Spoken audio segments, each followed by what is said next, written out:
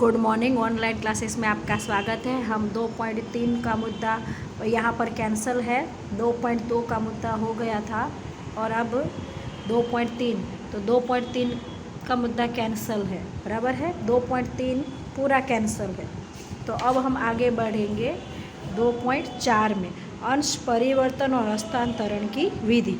अंश परिवर्तन की विधि को अंश के स्वरूप के अनुसार दो भाग में बांटा जाता है, मूर्त स्वरूप और अमूर्त स्वरूप। तो मूर्त स्वरूप के अंश के परिवर्तन की विधि। अब मूर्त स्वरूप क्या है, तो उसकी यहाँ पर परिभाषा दी गई है कि मूर्त स्वरूप भौतिक स्वरूप, मतलब ये होता है कि फिजिकल शेयर के रूप में जाना जाता है। मूर्त स्वरूप का मतलब ये कि पहले के ज़माने में ये स्वरूप चलता था और आज के ज़माने में अमूर्त, कि आप कोई कंपनी के शेयर खरीदो तो कंपनी एक ऐसा कागज़ का टुकड़ा जिस पर कंपनी का नाम लिखा हुआ होता है, कंपनी की मोहर होती है, कंपनी के संचालकों के नाम और सब कागज़ का टुकड़ा, वो कागज़ का पन्ना 3-4 पन्नों में ऐसा बनकर तैयार आपको दिया जाता है, उसे बोलते हैं मूर्त स्वरूप, जिसके अंदर कंपनी का नाम, मोहर और सब होता है। और अमूर्त के स्वरूप मतलब आजकल ये एस्क्रो खाता खोलना पड़ता है और एक इसका दूसरा डीमैट खाता खोलना पड़ता है, तो खाते के अंदर शेयर की संख्या आ जाती है, तो उसे डीमैट खाता खोलकर शेयर, वो अमूर्त मतलब इसमें शेयर की संख्या आती है। आपके हाथ में कोई प्रकार का कागज और शेयर होता नहीं है, और बैंक के अंदर या आपके मोबाइल के अंदर मैसेज आ जाता है कि आपके पास 5 शेयर है या आपके पास 100 शेयर है। आप किसी को दिखा नहीं सकते क्योंकि आपके हाथ में भौतिक स्वरूप में शेयर होते नहीं है, सिर्फ आपका मैसेज या बैंक का स्टेटमेंट दिखा सकते हो। तो मूर्त स्वरूप में शेयर परिवर्तन की विधि ये है और अमूर्त स्वरूप की विधि दर्शाई गई है। तो दोनों विधि हमें पढ़नी है।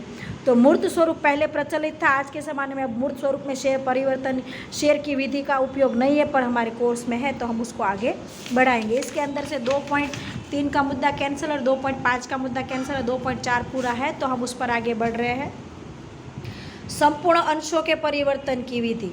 तो जब अंशधारक अपने सभी शेयर को परिवर्तन मतलब अन्य किसी को दे दे, अपने हक का त्याग करे, तो अन्य व्यक्ति के पक्ष में करे तो उसे संपूर्ण परिवर्तन। मेरे पास 100 शेयर है, मैं 100 के 100 शेयर किसी और को बेचूँ, उसे बोलते हैं संपूर्ण शेयर।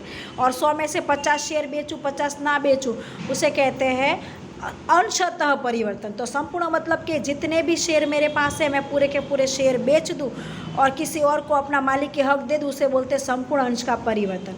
तो उसमें क्या विधि है, तो ये कि पहले क्या करना पड़ेगा, अंश परिवर्तन के लिए फॉर्म भरना पड़ेगा और फॉर्म का पंजीयन करवाना पड़ेगा। तो अंश परिवर्तन करने के लिए कंपनी का एक फॉर्म लेकर आना पड़ेगा, या तो ऑनलाइन से उसको प्रिंट आउट करके निकालना पड़ेगा और उस अंश परिवर्तन का फॉर्म भरना पड़ेगा। उसके अंदर जो भी डिटेल मांगी गई सब डिटेल भरनी है और उसके ऊपर कंपनी का रजिस्ट्रेशन, कंपनी का सिक्का लगाना है, उसमें तारीख भी लिखनी पड़ती है। पहला काम ये करना पड़ता है, फॉर्म भरना है। दूसरा काम, अंश परिवर्तन फॉर्म में विगत भरना है ना, जो जो चीज़ मांगी है, कितने शेयर, व्यक्ति का नाम, उसकी कीमत, आपका नंबर कितना है।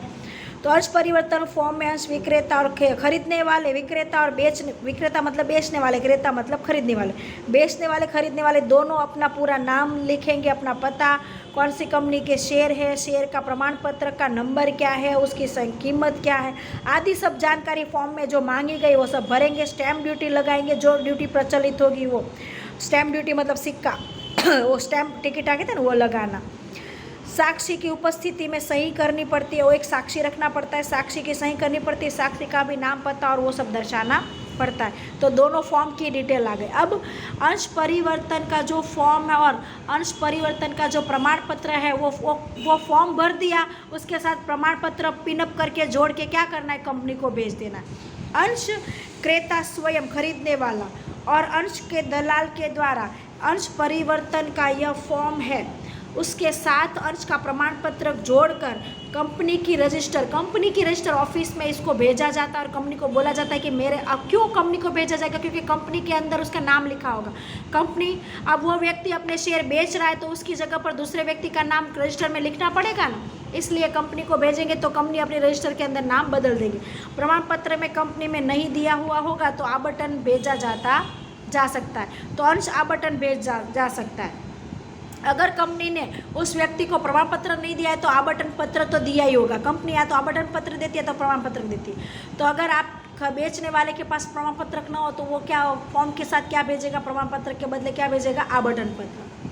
फॉर्म भेजने की रसीद प्राप्त करना। अब कंपनी को फॉर्म भेजा है तो कंपनी उसके बदले एक रसीद देती है। ऑफिस में जाओगे फॉर्म दोगे तो उसके बदले एक रसीद देते हैं। तो कंपनी जो भी अंश परिवर्तन फॉर्म और प्रमाण पत्र प्राप्त हो जाता है उसके बाद कंपनी का सेक्रेटरी है वो खरीदने वाले को एक रसीद देते हैं। वो रसीद उसको संभाल के रखनी है क्योंकि उस रसीद के अनुसार उसका कंपनी के रजिस्टर में पुराने का नाम कट जाएगा और नए का नाम आ जाएगा। हस्तांतरण रसीद कंपनी को भेज दिया जाए तो प्रमाण पत्र और दस्तावेज में उस रसीद को प्रमाण पत्र और दस्तावेज में उस रसीद का काम आ जाता है। अंश परिवर्तन संबंधित सूचना नोटिस के द्वारा देना। जिस कंपनी के अंश परिवर्तन फॉर्म मिलता है तब वह अंश परिवर्तन फॉर्म तथा अंश का प्रमाण पत्र की जांच करती है। तो कंपनी क्या करेगी, सेक्रेटरी वो फॉर्म की जांच करेंगे, फॉर्म देखेंगे नाम बराबर भरा है कि नहीं, व्यक्ति का नाम हस्ताक्षर बराबर है कि नहीं, इसके साथ प्रमाण पत्र आया है कि नहीं, प्रमाण पत्र ना हो तो उसके साथ आवंटन पत्र है कि नहीं, सभी जानकारी जो बराबर भरी है, हस्ताक्षर है कि नहीं, साक्षी की जानकारी, स्टैम्प ड्यूटी लगाई हुई नहीं, सिक्का किया है, पंजीकरण किया, ये सब डिटेल देखेगी।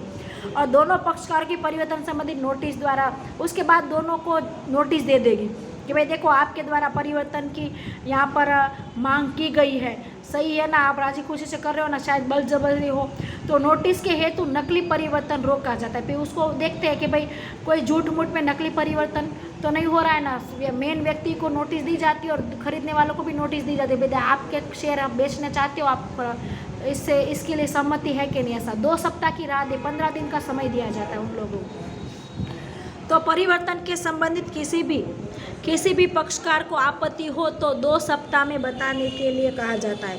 मुद्दत पूर्ण होने तक किसी भी पक्ष के द्वारा आपत्ति न ठहराई हो तो दोनों का शेयरों का परिवर्तन मान्य माना जाएगा और उनको शेयर बेच दिए जाएंगे। अंश परिवर्तन पत्र में टिप्पणी करना। अब दोनों की तरफ से 15 दिन राह देखा, कोई आई नहीं, तो अंश का जो फॉर्म होता है वहाँ पर पुराने व्यक्ति के नाम की जगह टिक लगाई जाएगी और नए व्यक्ति का नाम वहाँ पर दाखिल किया जाएगा।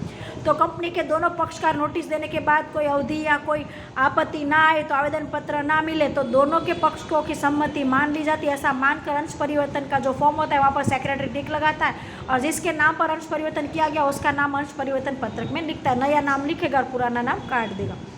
अंश परिवर्तन की स्वीकृति का ठहराव करना। अब कंपनी के सेक्रेटरी के पास अंश परिवर्तन संबंधित आवेदन पत्र आया हो तो उस पर विचार विमर्श करके परिवर्तन मान्य किया जाता है अथवा अमान्य किया जाता है। यदि परिवर्तन मान्य किया गया हो तो स्वीकार किया जाता है। स्वीकार करने का प्रस्ताव संचालक मंडल की सभा में अब टिक लगाएंगे और फिर वो परिवर्तन का जो फॉर्म आया है वो संचालक मंडल की सभा उपस्थित होती है, वहाँ पर सबको दर्शाना है और संचालकों की अनुमति लेना है कि क्या इनको शेयर आप बेचने देना चाहते हो, इसमें आपको कोई गड़बड़ लग रही है, मैंने सब प्रकार की मैंने फॉर्म देख लिया है, जांच कर लिया और टिप्पणी लगा दी, अब आप देखो। संचालक अनुमति मिले उसी के बाद ही उन लोगों को शेयर बेचने के लिए और खरीदने के लिए अनुमति कंपनी देती है। सदस्य रजिस्टर में टिप्पणी करना। अंश परिवर्तन की संचालक को स्वीकृति दे देते हैं। ठहराव पारित होने के बाद रजिस्टर के अंदर विक्रेता का नाम काट दिया जाएगा और नए व्यक्ति का नाम लिख दिया जाएगा। नया प्रमाण पत्र, फिर नया प्रमाण पत्रक बनेगा। पुराने प्रमाण पत्रक में पुराना नाम होता, उस प्रमाण पत्र को कैंसिल करके नए व्यक्ति का नाम और उसका कितने शेयर और वो सब उसकी जानकारी उसमें भरकर उसको प्रमाण पत्र सर्टिफिकेट उसको दिया जाए। उपयुक्त अनुसार अंश परिवर्तन संबंधी प्रस्ताव होने के बाद और सदस्य रजिस्टर में नाम लिखने के बाद सेक्रेटरी अंश प्रमाण पत्र के पीछे की तरफ निश्चित की प्रमाण पत्र नए अंशधारकों को भेज देता है। परंतु अंश प्रमाण पत्र खूब ही पुराना हो गया हो तो नाम लिखने की जगह भी ना हो तो उसको फाड़ कर नया बनाया जाता है, नया भेज दिया जाता है। तो 7 मुद्दे, एक तो फॉर्म प्राप्त करना, फॉर्म में विगत भरना, फिर फॉर्म कहाँ जमा करवाना, कंपनी को भेज देना, उसकी रसीद प्राप्त करना, रसीद प्राप्त करने के बाद कंपनी के द्वारा दोनों को नोटिस भेजी जाती है। 15 दिन की कंपनी राह देखेगी। राह देखने के बाद 6ठा मुद्दा है टिप्पणी करेंगे सेक्रेटरी, फिर संचालकों की अनुमति लेंगे। संचालकों को अनुमति मिलने के बाद रजिस्टर में नया नाम दाखिल हो जाएगा, नया प्रमाण पत्र बन जाएगा और इस तरह से नए व्यक्ति का नाम कंपनी के अंदर आ जाएगा और दोनों को खरीदी बिक्री हो जाएगी। आंशिक मतलब आधे। मेरे पास 100 शेयर है, 100 में से मैं 30 बेचती हूँ, 70 नहीं बेचती हूँ। जब अंशधारक स्वयं की मालिकी के अंश, थोड़े से अंश किसी को व्यक्ति को बेचना चाहे तब मूल अंशधारक अंशों का विभाजन करने के लिए कंपनी रजिस्टर ऑफिस में एक फॉर्म भेजेगा। कंपनी सेक्रेटरी संबंधित अंशधारक की मांग के अनुसार अंशों का विभाजन करके अंशधारक को भेज देगा। उसके बाद अंशधारक स्वयं के जितने शेयर बेचने हो उतने अंशों के लिए उपयुक्त वापस विधि करेगा।